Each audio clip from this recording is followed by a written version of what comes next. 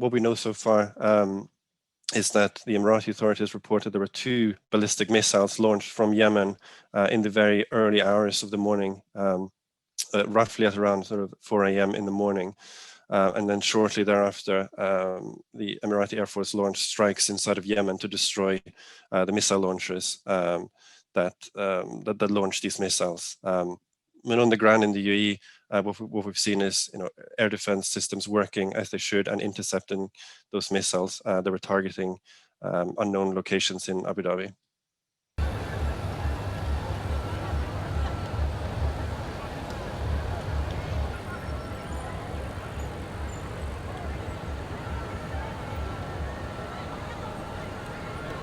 For the UAE, really the coming days and weeks is really going to test investor sentiment. If we see another missile or drone attack that might break through the air defenses, that is something that will probably register quite negatively in both the Abu Dhabi and the Dubai stock markets.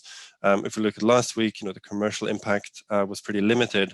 But if we do end up seeing a shift to more frequent attacks, then it's going to start to become a lot more difficult to shield the economy. I guess for the UAE as a whole, its status as a reliable oil supplier and also as a hub for regional trade and logistics and finance, all of that is very much underpinned by what has so far been a very stable and favorable security landscapes.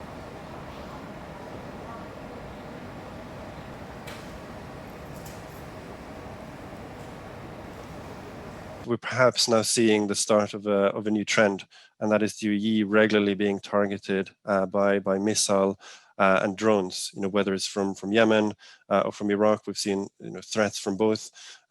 This is a clear shift in the threat landscape. Previously the threat has been more to international shipping off the coast of the UAE. Now we're seeing key civilian infrastructure being targeted in the UAE. Another big reason for the growing concern is that there is no quick fix for the UAE. The war in Yemen continues despite efforts to resolve that conflict through diplomacy or military means. The threat is still there.